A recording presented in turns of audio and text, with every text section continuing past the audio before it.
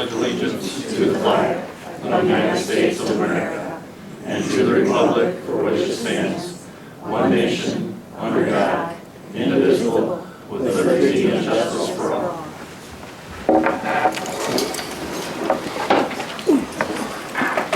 Record show all board members are present. Mr. Board, has public notice been given? Yes, it has. Public comment for policy 0167.3.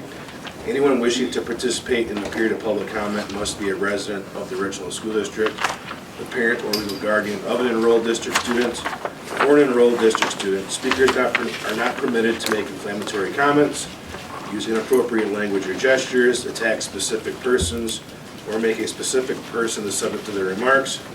Please see policy 0167.3 for a complete list of requirements and restrictions. If a person is unable to adhere to these rules, they may be directed to end their comments. Mrs. Coleman? None. Thank you. All right, on to reports. District Administrator's report. Okay, just three things. First of all, we had our parent-teacher conferences scheduled at all three of our buildings, four of our buildings last Wednesday. Due to the pending weather that came in, those were canceled, and they are not going to be rescheduled. But we have told any parents that have reached out to us and our administrators that if you have a concern as a parent, you're welcome to reach out to the building and or your child's teacher and schedule a meeting with them. And the same would be true if the teacher or administrator had a concern. They would be reaching out to families. So we can still make sure that those connections happen, certainly where they need to. Secondly, we did have engineers from many facilities, Nexus, our insurance company, etc., all on campus today looking at the concession stand, trying to find the origin and to what extent things were damaged. We should have a report in the coming days and hoping to be able to present that at the Buildings and Property Committee next week, which is the last thing on my list. We do have committee meetings coming up Wednesday, the 19th of March. Our Buildings, Property, and Personnel will start at 6, with our curriculum and policy scheduled to start at 7:30. Those will be back up at the high school, and then from here on out, the rest of the spring, the meetings will be at the high school. Okay. Any questions from the board? Thank you. All right, Student Council report.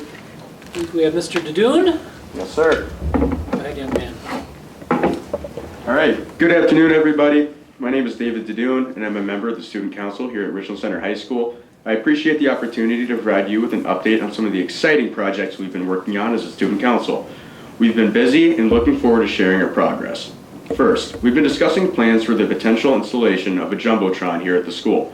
To ensure that we take the best approach possible, we're planning to visit other schools, including River Valley and Platteville, to observe how they manage the Jumbotrons.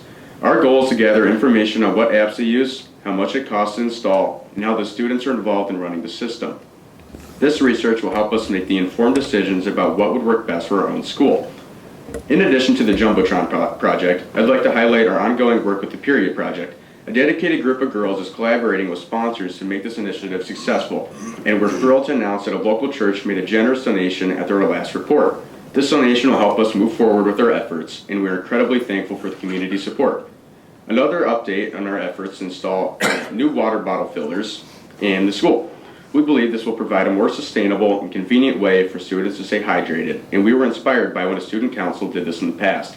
We are currently awaiting updates from Mr. Jones to figure out if this project will be included in the upcoming school referendum. We are hopeful that we can proceed with this initiative soon. I'm also excited to report that our Scroogey Chocolate fundraiser is a great success. It was incredibly well received by both the school, the community. The support from the students, staff, and community members was overwhelming, and we plan on making this an annual event due to this positive reception. It's a fun and delicious way to raise funds, and we're grateful for everyone who participated. Looking ahead, we have a blood drive rescheduled for the end of the month on the 26th. We encourage all eligible students and staff to donate, as it's a meaningful way to give back to our community and make a difference. Finally, we are already beginning to plan for the homecoming in April. While it's still a few months away, we wanted to give an early start to ensure we create an event that is enjoyable for all students. We're excited to build upon past successes and make this year's celebration one to remember. That concludes my updates for today. On behalf of the Student Council, I want to thank everyone for their ongoing support. We are committed to making Richland Center High School a place where students feel engaged, supported, and excited to be a part of. If anyone has any questions or wants to get involved with any of these initiatives, please don't hesitate to reach out. Thank you. Question? Yes, sir. A comment and a question. Very well presented, so keep it up. Thank you. Going places. Secondly, the Jumbotron project. Yes, sir. Would that be indoor in the gym or outdoor at the field? So the plan for that would be inside the gym, and there's two options for it, which we're currently working on. The first one is you can take multiple, if you go to like a sports bar and you can see multiple TVs set up, you can have it all screened, like one game, which that'd be a cheaper option. I think they cost maybe around the 10,000 range. And then if you wanted to do a full-on Jumbotron, which I believe Valley has, it'd be on the more costly side of around 70,000. So that would take a lot more fundraising, but we're kind of asking questions and trying to figure out what would be the best route to take for that. Thank you. Yeah. And Mr. DeDune, is that planned to be completely student operated then? It was, so we haven't been to any of the schools yet. We still need to go to Spring Green and Platteville to figure out like how they do things. I feel like the objective would be to have it student ran for the most part, and then obviously help with some of the people that we have here at the school. So a good mixture of both. Thank you. Thank you. All right, thank you guys. Thank you.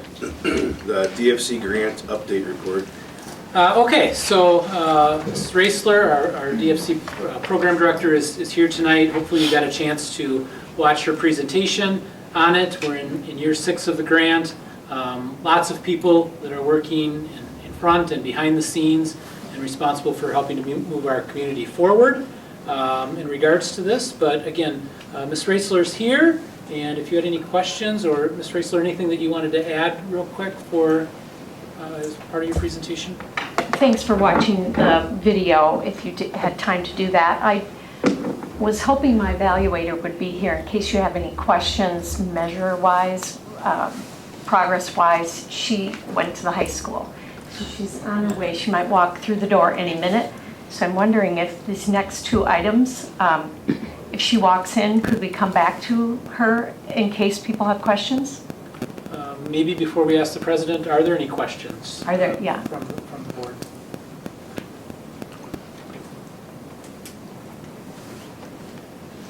I also wanted to give her an opportunity to be recognized. She was with the project for 5 years, and she was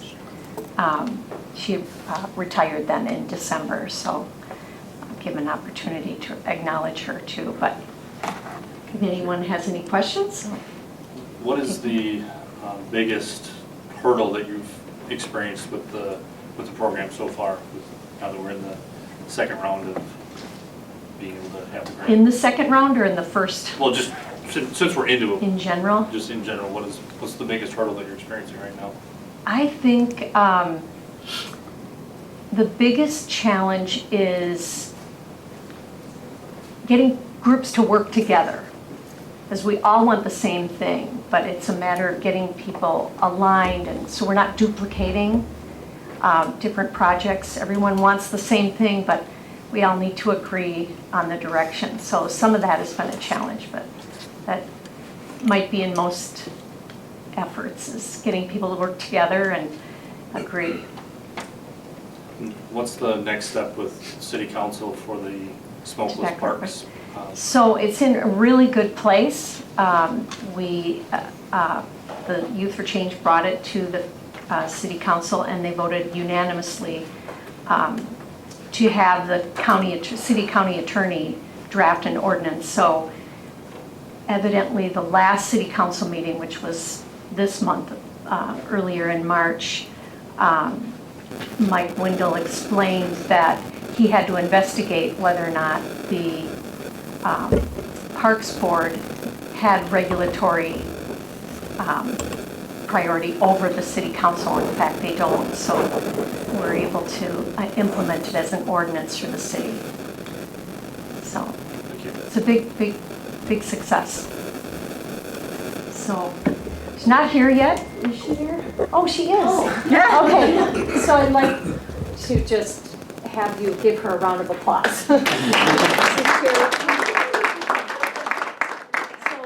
we wouldn't have this grant really without our evaluation consultant, and so if you have any data questions that I didn't address in the video, Sherry can give you a better, she can verbalize this a little bit better about where we are with our youth reductions.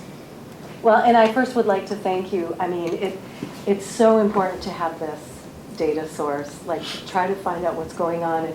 And Betsy's doing a great job of, it's one survey, but there's other ways to collect information. Just to really, I know we all care about kids, and things have been tough the last few years, and we're experiencing a lot of stress and mental health and substance abuse. So your support for this youth behavior risk survey is really, really important, and we want to really thank you for that. So, yeah, I don't know. Do you have any questions? Or, I guess the thing is, you probably explained we couldn't use the last data set. Right. So, but if there's something that ideas you have for, like what you'd like to see in the data, like you have questions like, well, what about, kids who are not involved in athletics, or, some question like that, we can, if you want to submit it to us, we can, look at the data and try to help uncover what some of these issues are that you might have ideas about how to address. And if any questions do come up, you can certainly let me know, and I'll filter it down, and we'll get it to the folks that can answer it. Yes. And- Okay. and Thank you. Just with having the lack of participation in the last survey, what types of things are you doing to help boost those numbers to be able to get usable, tangible data? Well, thank you for the great ideas, Mr. Board. We are going to, and with the help of the co-principals, we're going to be giving each young person, each student that completes the survey a t-shirt. So we're going to do that this year. Once they complete it, they can come down to the East Commons and get a Hornet shirt. And thanks to Carrie for helping with that as well. So, Yeah, the other thing we're trying to do is we're trying to make sure that, like, parents know how important this is. And we're also doing a parent survey. And it's kind of like the idea that we need information from everyone about what's going on with their kids in their community. And so we're trying to, like, encourage that participation, not just from the youth, but from the parents as well. And I think you've been putting notices in the newsletter and really trying to also make sure that kids, I think the problem last time, at least partly, was there's been so much absenteeism, not just here, but across the board in schools. So that's another thing, is just trying to make sure that kids are here when the survey is done, so they can take it. So. Thank you. Thank you. We appreciate your efforts. We do clap for everyone that comes in. Though, so. thank you for clapping. Thank you. All right, the food service report. Okay, and again, Ms. Jody Pretsch, our food service director, she had uploaded her presentation ahead of time. Hopefully you got a chance to watch that. Know that we're serving about 920 meals a day on average. Our summer meal programs are often being planned on. That'll come to board for action a little bit later this spring, and then we do have a big DPI review coming up next week on the 18th and 19th. But Mrs. Pretsch is here, and Jody, do you have anything to add? Since we're not at school, I couldn't do the homemade pizzas tonight. Another really big choice right now is our different deli sandwiches. So I just made a few varieties and gave you all a piece, except sorry, Amy, you just got one choice. And then we're the only school around here that does the big cookies for concessions. We have people from other schools that will buy a dozen when they're here for sports to take home and put in their freezers and stuff. So that's our famous chocolate chip cookies, I guess. Jody, you had mentioned doing something a little bit different with the intermediate school and primary school lunch line options. Could you just explain that a little bit again? In April, we're going to try to give them, we went through our menus and looked at the counts for choices, and we took the top 15 for the intermediate and the primary school, and we're just going to cycle those over. And so they're going to have the one choice of the top choice, or a PBJ. They'll still get all the vegetables, the fruits, and everything with it. We're hoping this will make our counts go up some. It will diminish the problems that primary and intermediate have with kids either not signing up for lunches, or they'll get up and say, oh, that choice looks better, I'll take that one. So then the kids at the end of the line aren't getting what they originally chose. So hopefully this will, we're gonna try it in April because it's a short month with spring break and stuff, and see how it goes, and we can go back to our other way if it doesn't work. Will that make it more efficient for putting the meals together on the production side as well? It will. And Amy, I talked to Amy about it, and she's going to let her families know that we're going to do this. I have the menu ready to send to you tomorrow.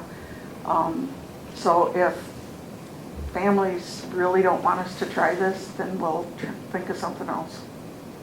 But I'd like to at least try it for 2 or 3 weeks to see how it goes.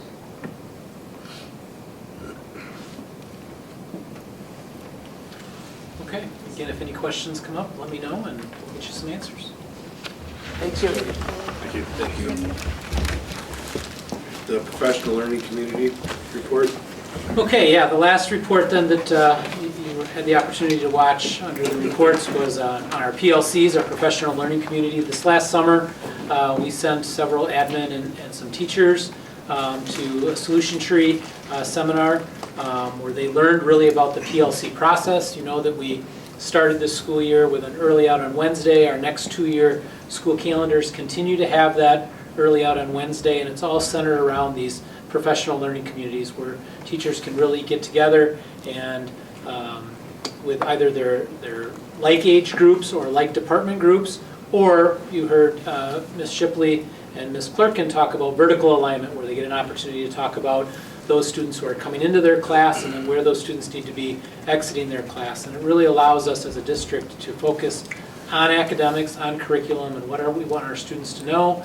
And then as we progress down this process, you know, what do we do then with that data and information? So the 2 teachers are not here, but Dr. Johnson's here. Does the board have any questions related to PLC? What's that? And Megan's online. Oh, If we have awesome. any questions Okay. for her. Thanks for joining, Megan. Yes, so Megan Clerkin is online. Kristen Shipley was the other teacher in that presentation. So. Any questions? Dr. Johnson, anything to add? Oh, I thought they did a good job. Yes. Very good job. I guess the only question I have is, what's the opportunity for them to present different ideas? 'Cause I know we're still fairly new in the PLC process, but if there's a teacher that's from outside the district, or they know someone else that has similar format with being able to bring in outside information, is that open for them to bring ideas, or is it kind of top-down driven on what happens on those Wednesdays? Megan, do you want to answer that, or do you want me to address it? We might have to turn the volume up. Hold on, Megan. Oh, there you go. Okay, go ahead, Megan. Okay, I'm having kind of a hard time too. Okay. I can answer that. Go ahead. That's fine. So essentially, the time that we're working on right now is we're answering question 1. So what are students learning? So truly, at this point, it's not really outside information that's coming in. It's really more about looking at our what's being taught, what standards is that aligning with, and what are our students learning.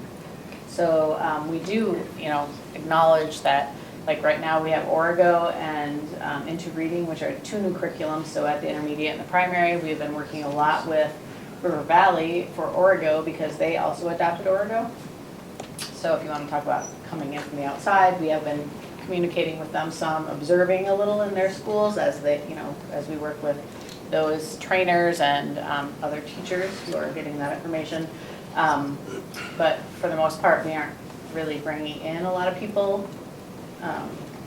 Is that answering your question?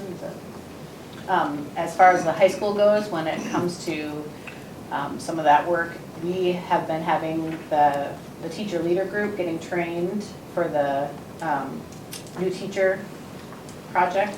They went to the Dane County group and have been getting all that training, and so our internal group has been bringing that back and has been doing the instructional coaching within our building that way, so that's the majority of the work that's done there.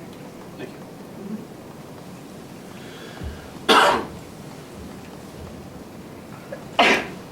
Any other questions? All right, thank you. Thank you, Megan and Kristen and Dr. Johnson.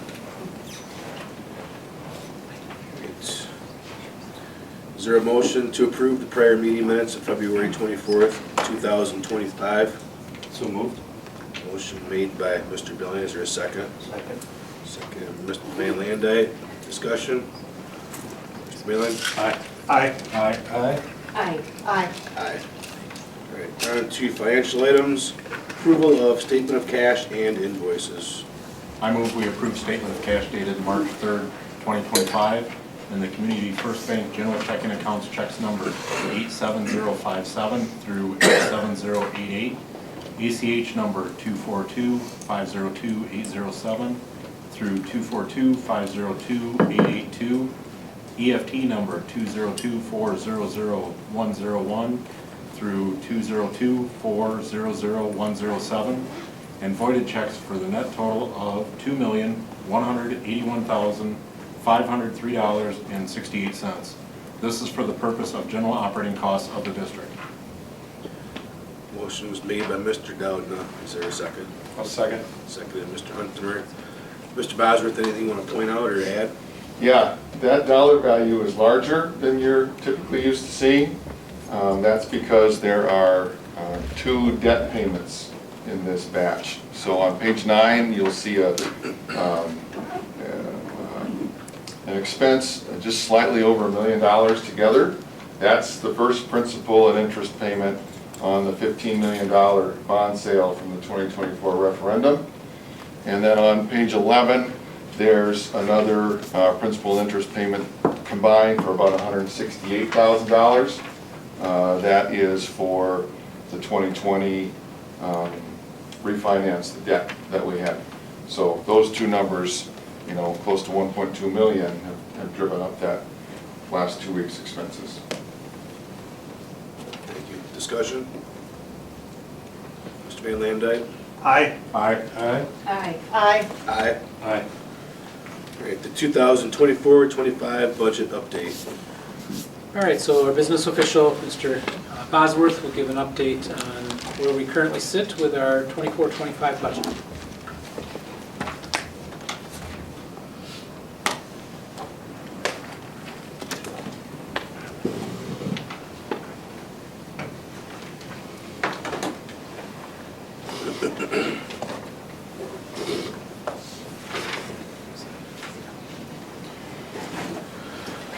Okay, I have a document shared up to the big screen, so you will have to turn and look at that.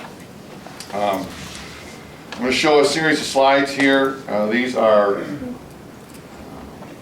kind of a snapshot of some individual budgets inside of our overall budget. So I'm not going to show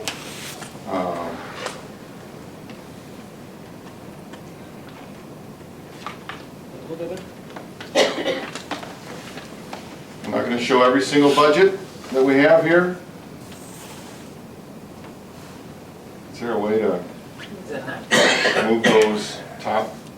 Because we're kind of missing the bottom screen. There you go, that's good, thank you, Mr. Board. So I'm going to show you about 10 budgets here.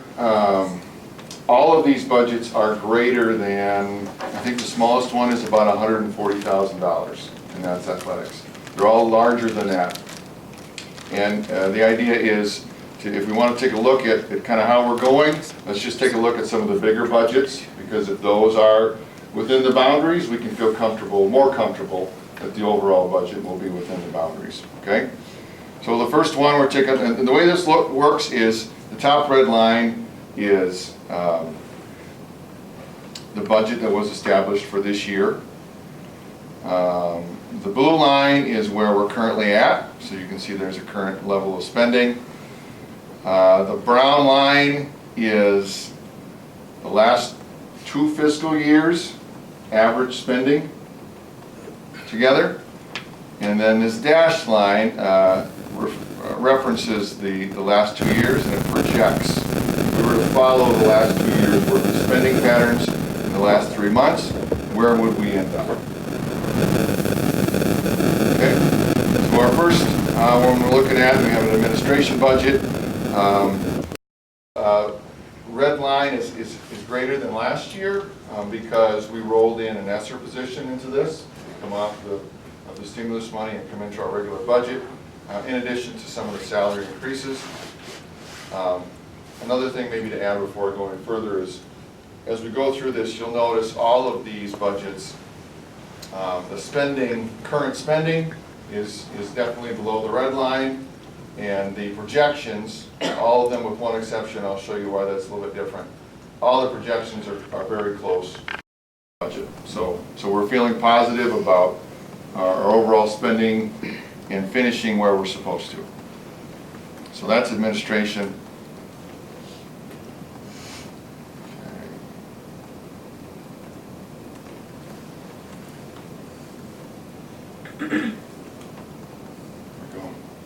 Okay, so there's athletics. Overall budget of about $140,000. We're really tight on that one. That one's looking good. Computer network. This is the one. There's a slight anomaly. I want to take a second to explain this. If you remember last year, we approved the purchase of some Chromebooks out of fund balance. That will be out of fund balance, but it's currently coded inside of this budget. So that's why it shows our current spending is at $670,000. Actually, our current spending is really about $365,000, well below the red line. And our projected, if you drop that same dollar value, it would be about $645, which is close to the red line. Okay. And again, these, just because the blue line says it's going to finish above the red line, that's not a guarantee it's going to. It's just based off of the last 2 years worth of spending. People are aware of what the total budget is, and we have great employees that work to stay underneath those. Common School Fund is something we get from the government just for libraries. It's money just for libraries. We're on track there. Curriculum and instruction. This is one that Mrs. Johnson monitors, and typically she's kind of watching money as the end of the year goes and looking to see what kind of curriculum materials we need. We're in great shape in that budget. Our district-wide budget, you'll notice quite a disparity between the actual budget and where our current spending is. The district-wide is just kind of the district offices and kind of like a supply budget, so to speak. But keep in mind, this budget includes the voucher payment, which is over $900,000, and that will get accounted for right at the end of the school year. So once that's put in, the actual dollars spent would be much closer to the red line actual budget. Ideas flow through. This is a special ed budget. There's 3 slides for special ed. I think maybe I'll come back to this one just a little bit.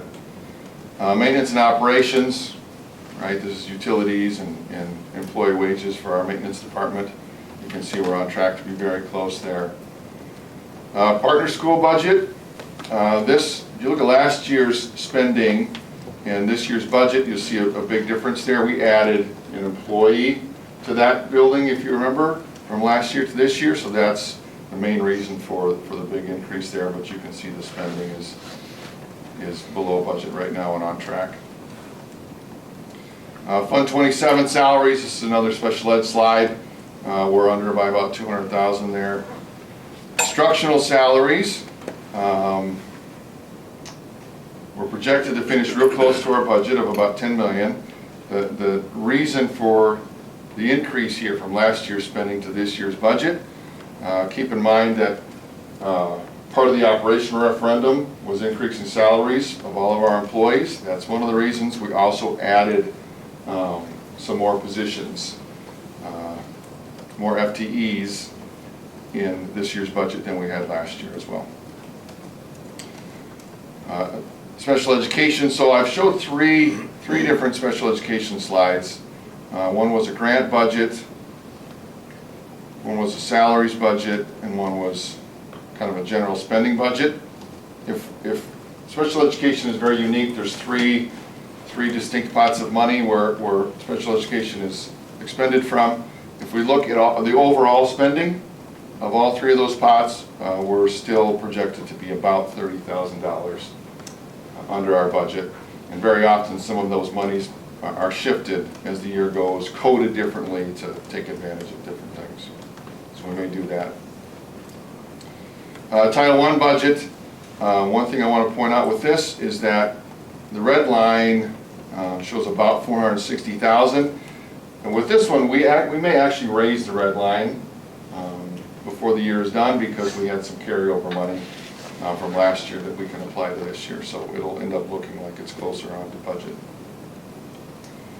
Transportation, you can see we're coming in under what we expected. And then utilities as well. We're under, but really close. So kind of in summary, my box number 1, they're all current spending is under the red line, where all these budgets are under. Number 2, our projections, our dashed blue line is showing that we're finishing close to the red line for all of these. My third box, there haven't been any big emergencies or unplanned expenses to this point in the school year that we've had to deal with. It's been pretty predictable. And then number 4, so our spending is on track. We don't think that we should need to be significantly over budget. In the event that we did need to, our fund balance would support that. But we don't plan on that happening.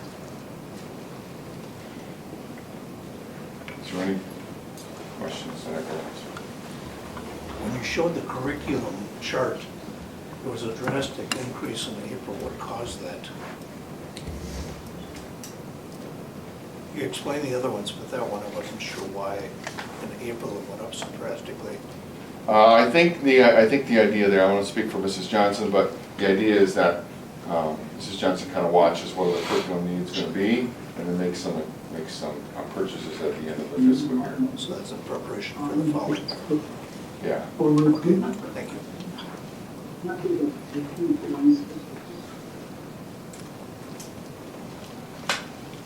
Mr. Bosworth, look at the salaries, and paying the salaries, that includes all of the benefits that go along with those salaries? Yes.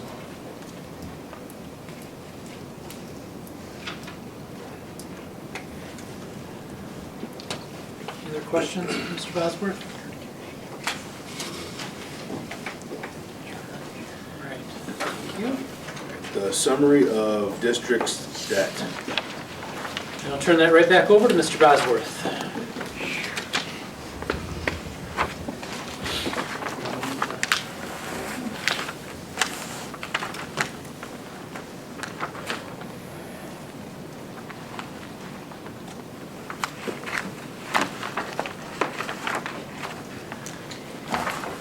Okay, so I'm looking at the memo that's in the board book, but I also have it up on the big screen.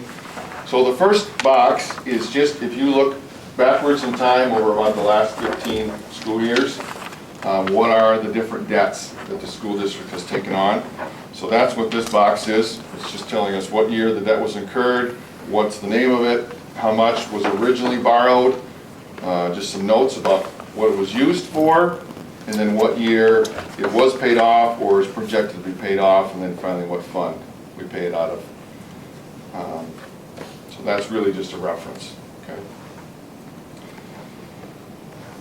And then this table, following the same chronological order there, now we're comparing what was the debt of these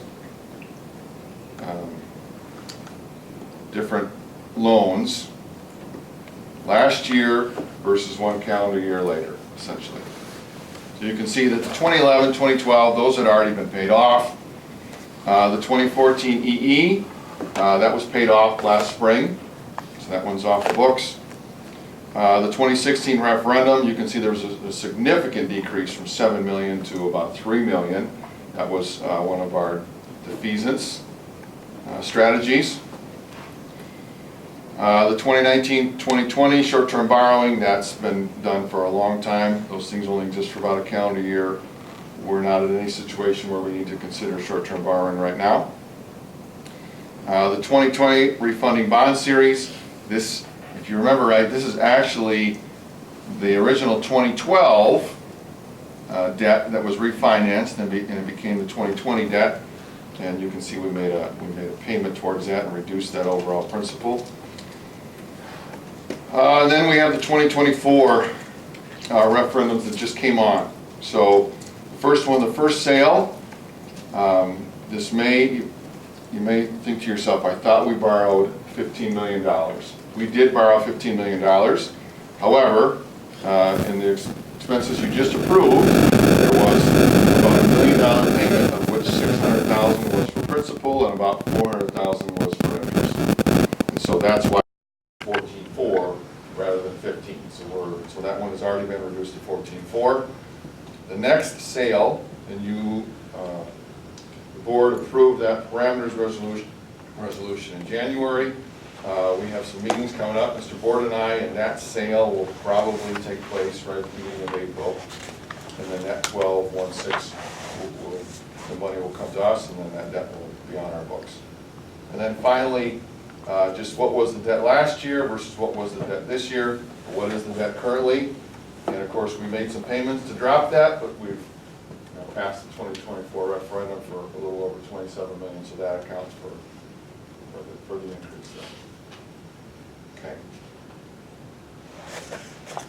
And then, only other thing that I'm not showing is there was a graphic. I probably don't need to show that. It's just nice to look at that graphic. And if you're not a numbers person, you can look at the graph and see how the boxes may have increased or decreased. So any questions about our current debt?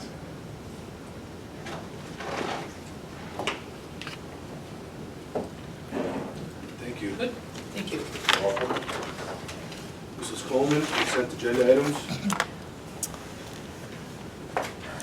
Motion to approve the consent agenda items as presented. Motion to waive policy 5851, school events on Wednesdays, Sundays, and holidays to allow the RCHS Student Council and the RCHS FBLA to attend their respective conferences on Sunday, April 7th, 2024, which I think should be 2025.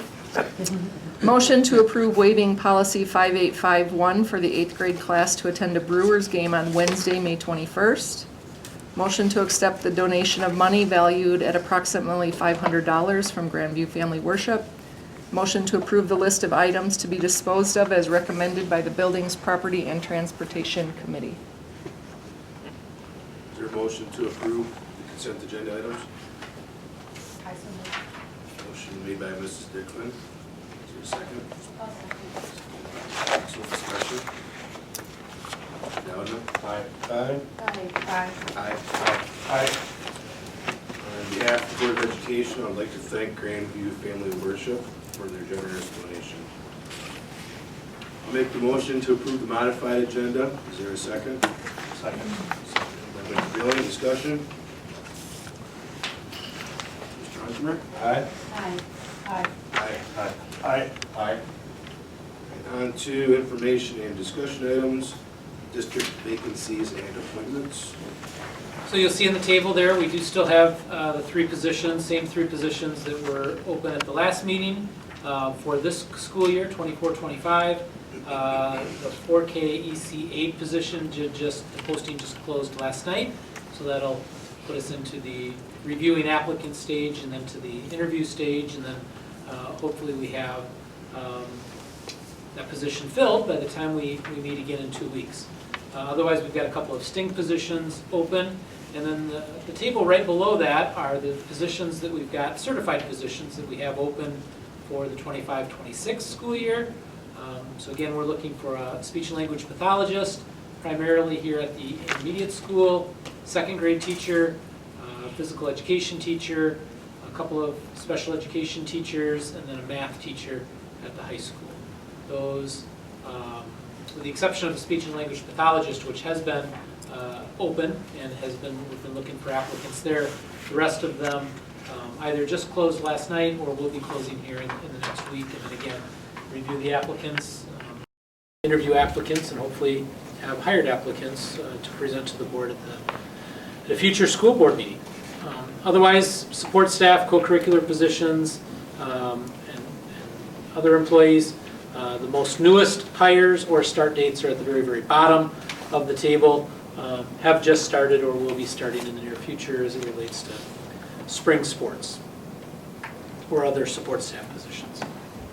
Any questions regarding transfers and vacancies and appointments? Is our applicant pool just as plentiful, well, more, still full of applicants as opposed to years prior?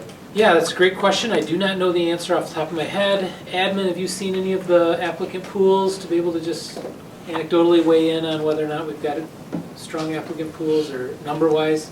They all just closed, so you probably haven't even seen the folders yet, so. I did not ask Amber. Yeah, but there's one applicant for the math, long-term sub English, long-term sub math. And that's all I can see. I can't see everybody's, but I think it's not usually a huge.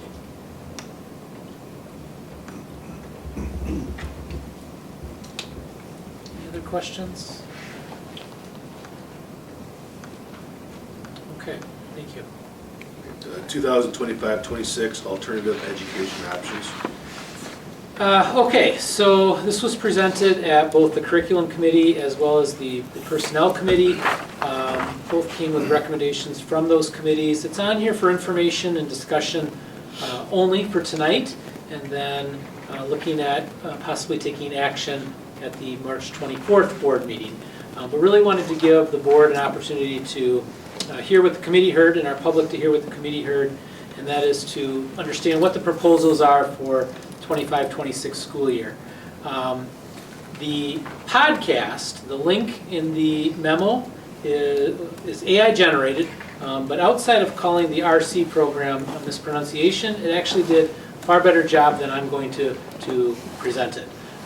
It is very realistic, two people talking about the alternative programs. So if you are interested in really just while you're traveling or just listening, that's a really, really good resource, I felt anyway, as well as there's an FAQ attached to it as well. But just to give the board kind of high level of what we're looking at for changes, partner school and RC school not proposing any changes, okay, other than possible expansion of students within the current staffing constraints. Okay, so what we're looking at expanding partner school to 40 students. That can be done with the teacher and the support staff that they have. RC school, depending on the age and the space requirements in each building, not planning on adding any staff, but having that fluid movement there, but not adding any staff. The off-campus alternative education option that we have for students who are not able or allowed to attend school on our district property, we have 0.75 FTE, okay, 75% position that is currently being occupied by two folks, and they are meeting our students' needs in an off-campus situation. We're proposing that that is upped from 0.75 to 1.0 FTE. Whether that's done with two people or one person or three is yet to be determined. We love what the folks that we have, but we don't know if they're going to continue in that role. But our ask is that we increase that from 0.75 to 1.0 FTE and just give our students a little bit better experience. Right now their time is stretched pretty thin. Truthfully, we're probably getting more than 0.75 FTE out of them right now. Okay. I'm going to pause there for a second. Any question on those three programs? Because there's not a lot of changes being done structurally or the proposal. Okay. Then moving on to the next two, where there's a little bit more change being proposed. And again, these don't have official names, okay? So those are something that we would have to sort out. We've got our Richland Online Academy. In years past, that was as many as 40-some students in our online academy. We offered one virtual curriculum that we allowed students in grades 6 through 12 to have access to. And truthfully, the success rate for these students was not very good. Okay, they did not have a lot of interaction with our staff. No one was really checking in on them. We did have somebody that oversaw the program, but it was really not done in a great manner to provide student success. And so we trimmed that down this last year, and there's only, I believe, 12 or 13 students, Mrs. Perkins, Dr. Johnson, 12 students in that program right now. While we've had an opportunity to really examine what our students are looking for, both that are currently doing it and a possible target audience. And what we are proposing is that we kind of do a rebranding of ROA. For the time being, just simply calling it ROA version 2, where we can, instead of offering one curriculum to our students, offer our students a variety of different curriculum. It may be in the form of textbooks, where they can get their education facilitated by their parent in a homeschooling manner. In fact, the homeschooling population would be one of the target groups that we would be targeting. Maybe not have everybody do the Wisconsin virtual system, WVS, but to explore other online curriculums in an effort to get some of those students who are open enrolling out to come back to the Richland School because we're offering a platform that works for them. Okay, and then the ask would be that we hire one FTE, one teacher that can then have an alternative education license that can then help facilitate the education for these students. Meeting with the student and the family on the front end, what kind of a platform do they need? What kind of an education are they looking for? It might be a combination, textbooks with this, online with this, facilitated by the parent. And then to provide not only that contact for families, but be able to have that teacher would also be reaching out and making contact with those students if they find that they're falling behind, or just to have a general check-in. It's certainly not going to be daily, probably not even weekly, but they certainly have an option for somebody to connect with and somebody to reach out to them, make sure that they're able to work through any technical troubles, again, pacing, struggles that they may be having. And we believe that while we may have a slight deficit in year one, just as we're learning the ropes, we're hoping to break even in year one. We're hoping to actually have a budget surplus in subsequent years because we believe that one teacher, once they understand how this works, can accommodate 75 to 80 students. And if our target group is homeschooled students and open enrolled out students, sure, we may have a few that go from in-building to an online platform, but if our target group is that's going to be either a reduction in expenses if we can reduce our open enrollment out, or an increase in revenue if we can get homeschool students or families to join the Richland School District. Both of those would be budget positive. Okay? And the cost of one teacher for up to 80 students, 75 students, seems like it's something that it can be really beneficial.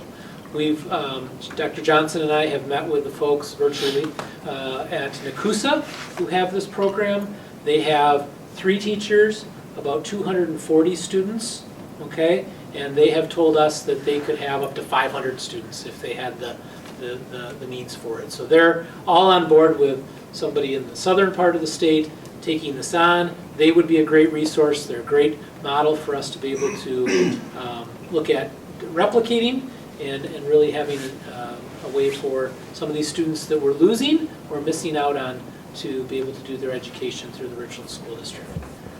Before I ask the board for questions, Dr. Johnson, did I miss anything that you want to add? Okay. Any questions from the board on that? I had a question on the statement. What type of commingling would somebody in the ROA version 2 have within building? Are they able to participate in specials, a band, choir, or are they solely off campus 100%?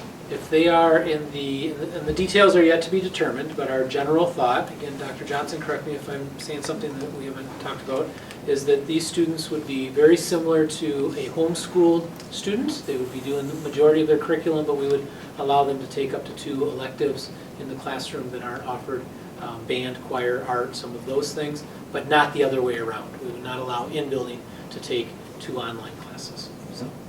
And then statement, I was just spitballing, so I just kind of glossed over everything you said. A potential name, Home Interactive Virtual Education Hive. So something you can consider. You All can right. take that, I'll let you have it. But I need to write it down though, so I need you to repeat it. Home Interactive Virtual Education. I could do better, but time was short. That's why you asked the question, so you had a little time.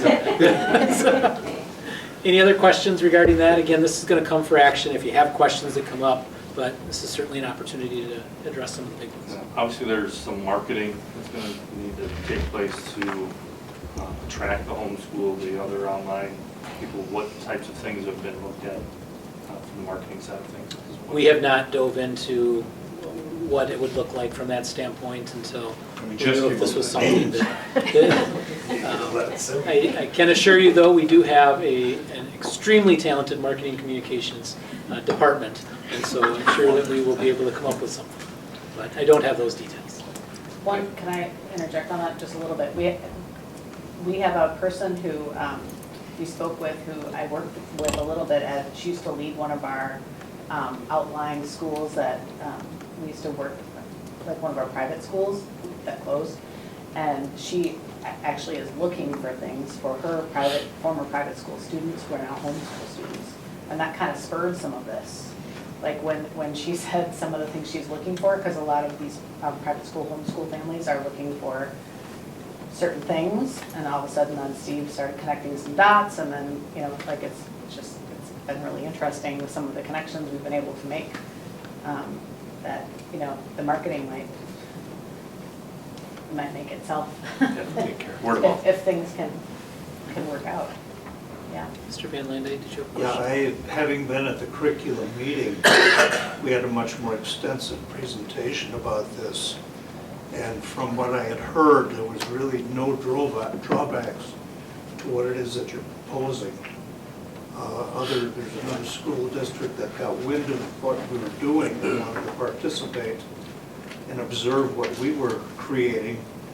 And I think all in all, the program sounds like a really good fit all the way around, and I think there'd be nothing but benefits to be had from them.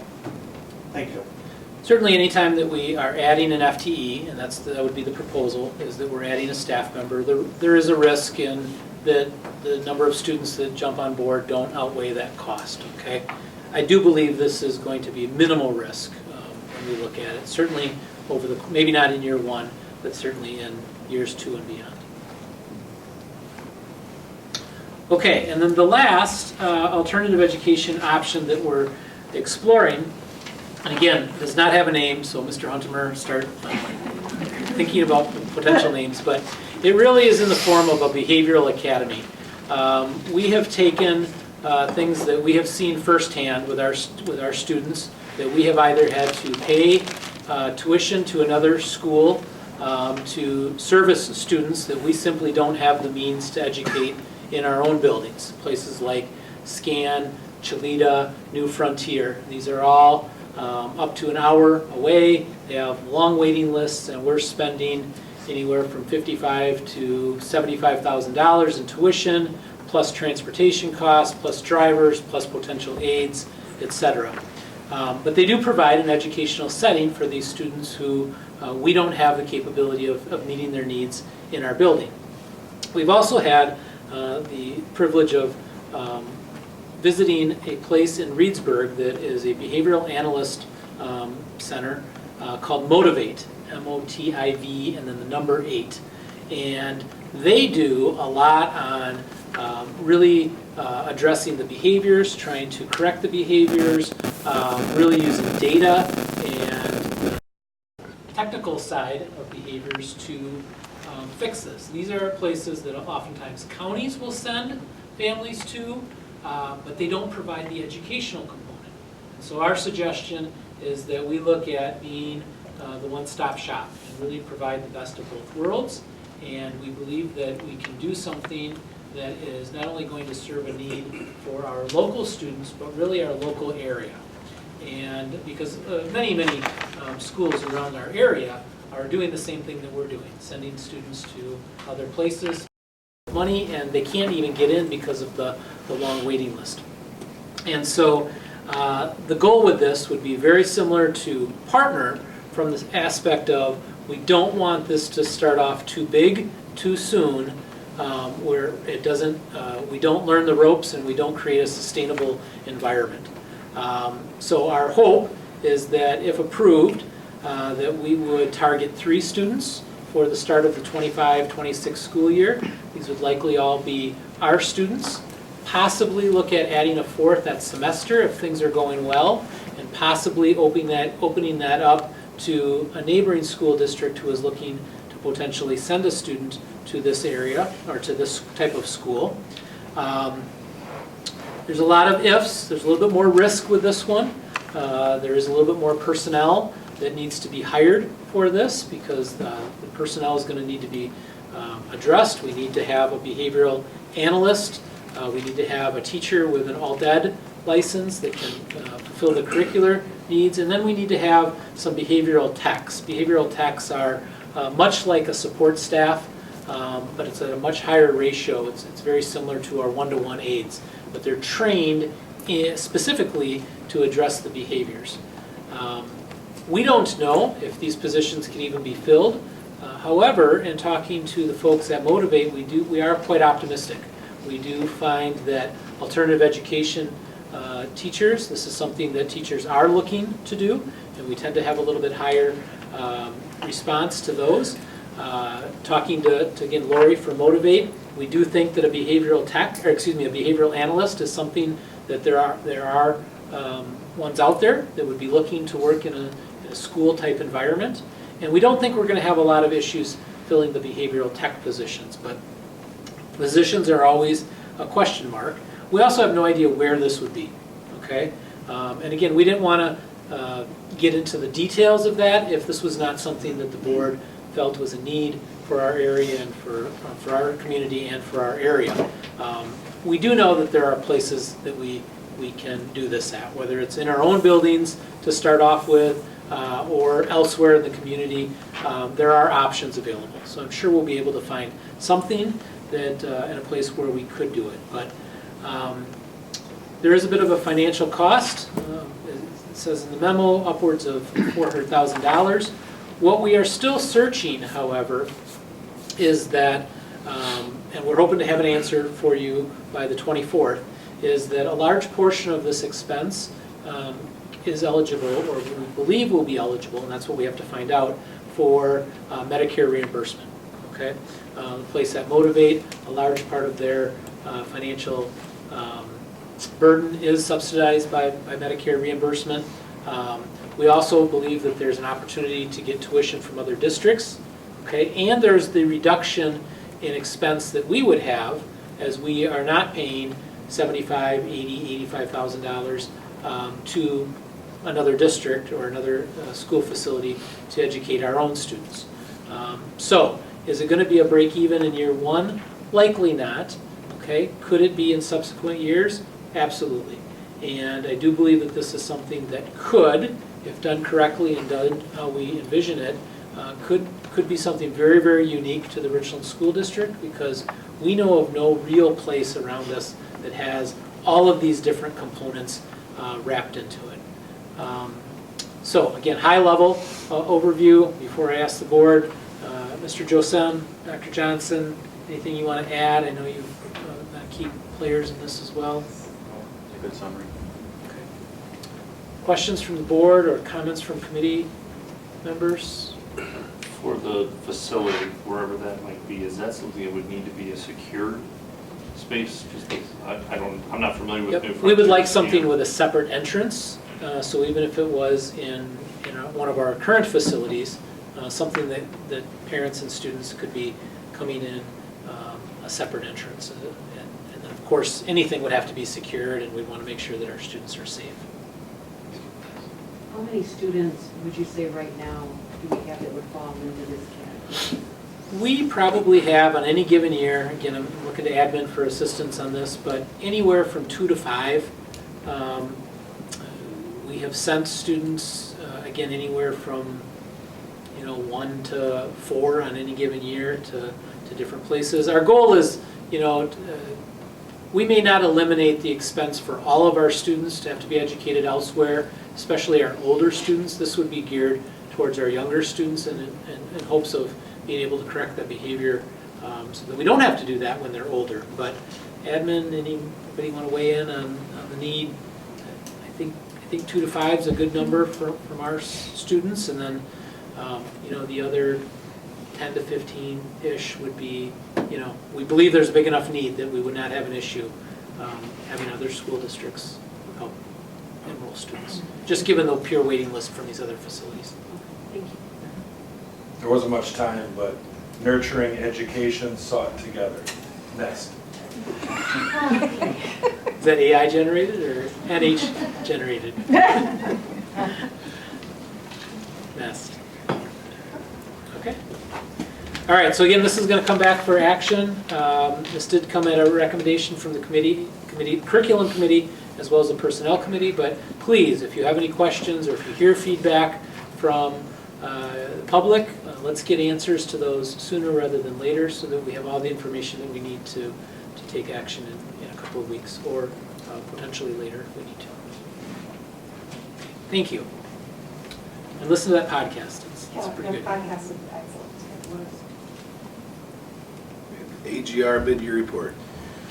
Okay, so AGR is our Achievement Gap Reduction. This is a report that went to the curriculum committee and then is here to the board to review.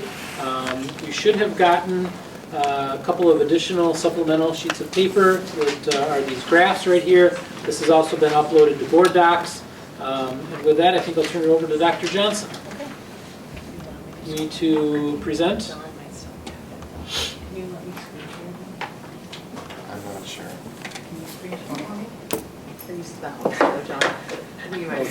John, the host. Okay. Can you just share the two docs on that? That'd be great. Okay. Well, here I thought I'd be able to host from my spot because I was going to screen share, so I suppose I should move up here. I know you all love numbers, so this is the AGR report. So I'm going to first talk about this. I won't talk very long about it because it's got a lot of numbers on it, but this is the report that we share with the DPI. And the Achievement Gap Reduction report essentially is trying to show you the gap between our students who are considered low income and other students. So the point of the funding that's given to us is to close the gap between those groups of students. So we have the option to choose between 3 different ways to close that gap. One is one-to-one tutoring, which we choose a majority of the time to use that way, where we work with students in one-to-one or small groups through Title I and AGR, where we have teachers work with students individually in growing their skills, or we also keep our class sizes small in an 18-to-1 setting. Sometimes we also do some instructional coaching with those funds. We are in our 4th of a 5-year contract for AGR. Now, if you look at this chart, you'll see where it says iReady Reading and iReady Math. This one, the one I'm talking about right now, is just this blue and yellow one, and we'll look at the one that's on the screen in a second. The percentages, you'll see at the very top it shows grade level, 3rd grade, and it shows low income and other. And so the gaps we're looking at is the mid-year, the 48% and 83%. So what we want is to make that the same. So you want the low income and the other groups to have the same percentage. That's closing the gap. We essentially want both of those percentages to say 100%. That would be exactly everything we want. We've closed the gap and everybody is at grade level proficiency. So essentially that's, the percentages here are showing you what everybody's proficiency levels are. But what we've done is we've made you, we've pinpointed the gap. So if you want to look at the chart that's on the screen, the iReady achievement gaps by percentage. So it's this, this document. We've pinpointed each chart. So at our curriculum committee, they actually asked for some longitudinal data. I kind of like you to ignore everything to the left of this data for right now. I want you to look at everything on the right because that's this year's data. So fall of 2024 and winter of 2025. That's what we are dealing with currently. So fall of 2024, you'll see at the red line is kindergarten math and the blue line is kindergarten reading. So the gap for our kindergarten math is 10. So that means the space between our kindergarten other group and our kindergarten low income group was 10 for math. So the space between those two groups was 10. And then you'll see that that same group this winter, that gap grew from 10 to 20. We don't want to see that. We want to see that number go down. So when you look at the blue line, that's exactly what happened in reading. So that gap got smaller. We essentially want to see all these lines move to the bottom left, just like the blue line did for our reading this year. It's kind of a crazy line. You see it kind of going up and down all over the place. Essentially, we want in the winter and spring numbers to always go to the bottom left. Okay, so when you look at the first grade data, the fall 2024 number, we've got the red line, which again, red is math. It's right around 30 is the gap, so that means there's 30 percentage points between the other group and the low income group. 30 points difference. And our reading is just shy of that. It's about 28 percentage points between those groups. They shot up both of those significantly, so the gap is growing in our first grade group. That's not what we want. So the gap is growing in first grade for both of those. If you, well, on mine it's two-sided. So on the next one is second grade. If you look at fall of 2024, the gap for the red line is math. The gap is right around 18 for math. It grew to 30. And for fall of 2024 for reading, it's at 10 and it went down. It went down to about 6. So that's good. Everything going down to the left, that's good. Okay, and then for third grade, you'll see the gap grew for both reading and math from fall 2024 to winter 2025. Now, if you want to see the longitudinal data, it is interesting. However, it's not really going to feed a theory. You know, we're not going to see a pattern of much. You might see from fall to spring. You should see, you know, from left to right going down. It should help you. You would hope from fall to spring it should slide down, like fall 2021 to spring 2022. You'd hope it would go down. But for this year, we're seeing that, of course, and in first grade, we're noticing we're wondering, we're scratching our heads. Amy and I were talking about it tonight. Oh my goodness, we're worried. That particular group in first grade, they significantly spiked in their gap. And as you'll see, if you move on to the iReady percent proficient, instead of showing you the achievement gap, we also then showed you proficiency, which is the next page that you have. So this is essentially just the straight up performance. So you can just kind of see, how did they do? This shows you the fall 2024 and the winter 2025. This is the longitudinal data from 2021 all the way through right now, how they've performed. And you will see in fall of every year, they should be low because they're being tested on their new school year's standards. So when you start first grade, you've never been exposed to first grade standards. So everyone should be low. But After they get exposed a little bit, they should grow. So by winter, they should have more experience and exposure, so then they should go up higher, and then by spring, we would love for everybody to be at 100%. So at this point, we've got, if you look at kindergarten, we have in reading, the blue line, we have about 85% of our kindergartners are at or above benchmark. That's really, really good at winter. And in math, we have about 65, almost over 70% of our kindergartners are at or above benchmark, so that's really great. First grade, so remember that same group that really spiked on the gap? Their performance is quite low, if you see. They're much lower in their performance. First grade normally has like a pretty average zigzag, and they did not go up as high. You can kind of see the pattern there. And then for second and third grade, you can see second grade went up pretty significantly in reading, but math did not go up as high. And third grade went up pretty good.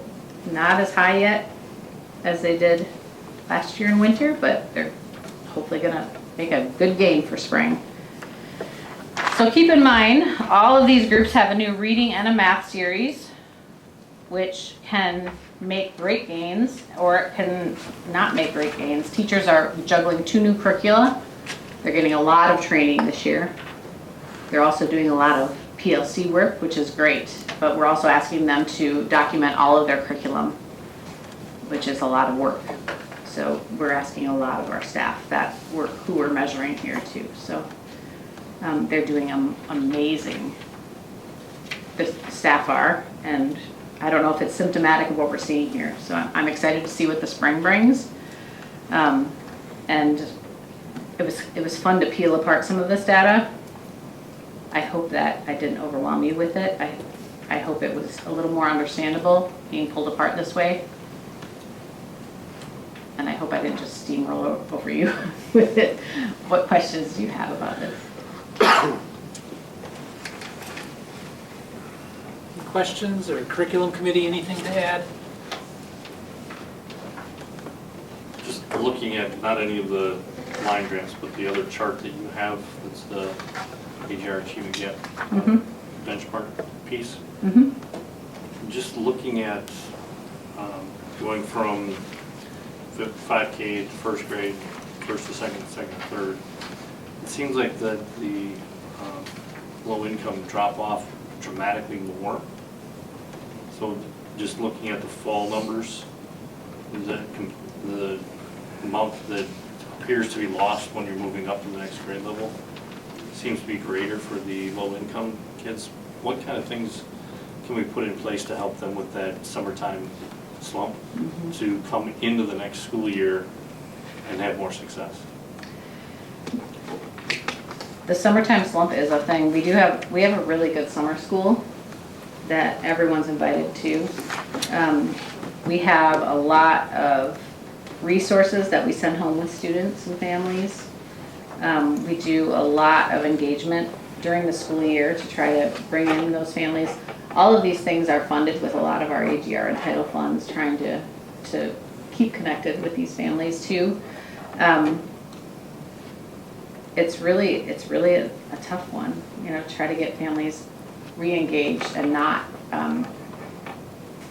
using devices, trying to read books and make a difference so that we can get some of that boosted. Thank you. Any other questions? Thank you, Dr. Johnson. Thank you. Thank you. On to action items, new job description, guiding coalition. All right, and I'm going to turn this one right back over to Dr. Johnson, but this did get presented at the curriculum and personnel committees. It was recommended to advance to the board with a recommendation from both of those committees. But Dr. Johnson, want to give just a little bit of a background on this as well? Sure. The Guiding Coalition position is something that we learned about as we went through the PLC training this summer, and as we did more with the ASA training during this school year. We learned that as we are making change in schools, it's easier to make change from within when you have a team of people who can help guide the leader of the PLC at the building level. So it's kind of a team of people that, that meet with the principal, and they can help create agendas, and so it's transferring information from the principal through the Guiding Coalition to the staff, or from the staff to the Guiding Coalition to the principal. It's kind of two-way communication, and it makes communication go faster, and it also can make work clearer, and it creates buy-in also when it's more of a team effort. Am I making that clear? As we were working through some of this work, the group at the high school that kind of organically started, they truly were their own guiding coalition. They started from within and were able to, as a team, make some of this movement on their own without even being technically called the Guiding Coalition, but that's truly the work that was being done. And so we found that that was kind of some of the missing work that was happening at the other two buildings, at the intermediate and primary. And so as we learned more about it, we decided that it's something that we found needed to happen at the other two buildings. So it'd be funded Through my, through it'd the be curriculum funded budget? through the curriculum committee. Or the committee, sorry. Curriculum committee's money. Yeah, you saw I'm saving lots of funds, so. Right. So it would not have an adverse effect on No. our overall budget. Any questions? If approved, then we would be looking at posting these and giving folks an opportunity to apply for next year's implementation. Yes. How many total people we're looking to I would- ideally? I would likely leave that to the principals. I'm thinking probably an odd number in case there's any decisions they need to make internally, but it would, there's a couple different ways they could be organized. It could be by like someone representing each grade level, or maybe someone from special, someone from reg ed, someone from special ed. It could look at a couple different ways. I would want them to figure out how they wanted to organize that by their building. 3 to 5 Yes. And it would be at each something. building. I'm sorry? 3 to 5 at each building. Yes, something in, similar to like a mentor. I mean, as far as like a pay scale, if you're wondering. Is there a motion to accept the recommendations from the curriculum and personnel committees and approve the job description as written, effective immediately? So moved. Motion made by Mr. Bailey. Is there a second? Second. Second, Mr. Van Landijk. Discussion? Ms. Troxel? Aye. Aye. Aye. Aye. Aye. Aye. Make the motion, we move into closed session pursuant to section 19.851 C, E, and or F, and of the Wisconsin statutes 118.125, to consider employment, promotion, compensation of employees, discussing individual employee hiring and administrator evaluations, and to